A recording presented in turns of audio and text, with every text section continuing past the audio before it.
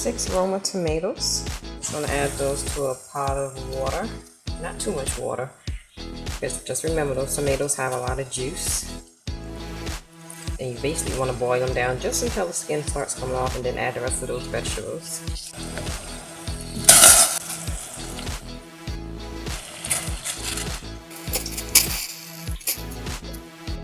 Usually I use just 3 of the long, big celery stalks, but these ones were very small, so I just took some out of another pack and put it together. But make sure you wash these real good because these are some dirty little things.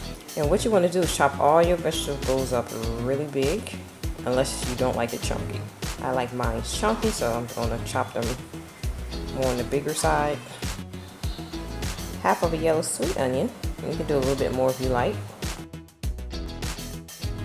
And you don't really have to add peppers. Sometimes I add them, sometimes I don't, because sometimes I don't have them. But when I do add them, I just do like a half of the red and a half of the green. And of course I'm adding some from my tricolor pack here. And sometimes I don't use this either. So it's kind of how you want to make this. So at this point I'm going to turn my fire down that way I can peel the skin. Once the skin starts coming off the tomatoes, I just get a fork and I just take all of the skin out. And then I add my seasonings.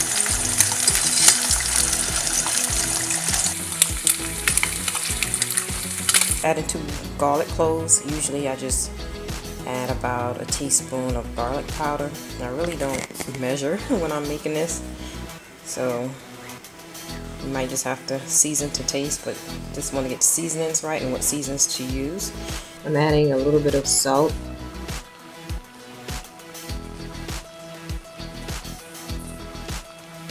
Seasoning salt. Not too much of this seasoning because this can alter the taste. I'm just going to add a sprinkle of sugar. I don't like my sweet tomatoes too sweet, but you can add how much sugar you like. Black pepper.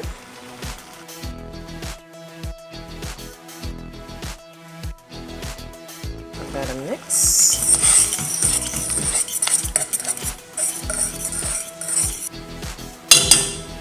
Add the rest of my vegetables.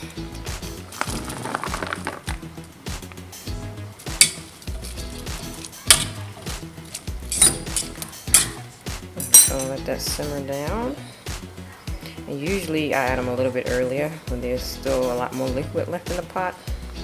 But there's liquid in the vegetables, so it'll give me some liquid. I just gotta get them boiling down here. Just keep tasting it. Don't boil too long because you want your vegetables to be nice and crunchy. Have a nice crunch to them. Once you get used to cooking vegetables, you know when they're done. These are some good seasonings to use. I'm thinking about trying some smoked paprika in here as well. Just give it a little bit of a smoky flavor. When my mom used to make her stewed tomatoes, which was so good back in the day. But of course she used to put the pork meat, the butts meat in it. You guys know what I'm talking about. But you know, being a vegan, it's hard to get that smoky flavor, so you probably can try some what is that, liquid smoke probably too. They have a lot more water now that these vegetables are stewing down. I also take out these big tomato pit looking things. So this is almost done. Probably gonna give it about another 3 to 5 more minutes.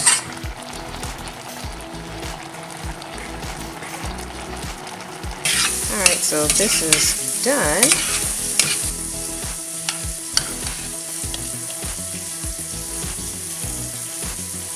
So the way that I make my grits, I mix it with cream of wheat.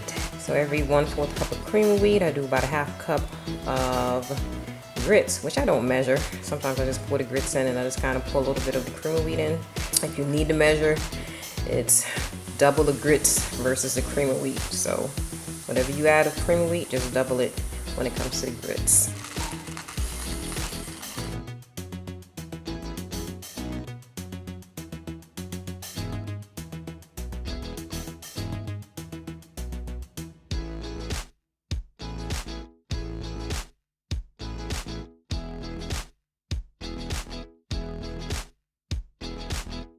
So this is what I have been eating for breakfast for the last couple of weeks, probably months now.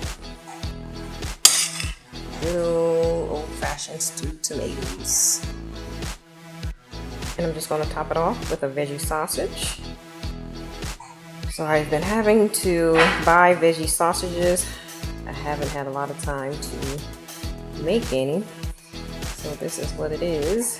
It's a Morning Star.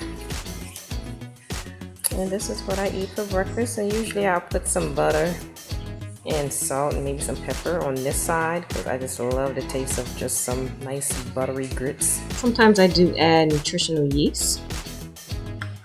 So I have my nutritional yeast in it this time to give it that nice cheesy buttery look. And plus, getting some of those good B vitamins. And I have my butter and salt.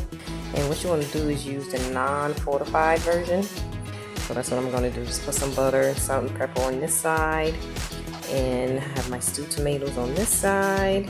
And I have my green tea and ginger with honey. And I am all set for breakfast. I already did my green smoothie earlier. And I didn't put any protein powder in it. I've been just loving the taste of it without the protein powder. Just that pineapple and spinach and kale and bananas. Just those nice fruity tropical flavors. So I already have that. And now I'm going to gobble this down.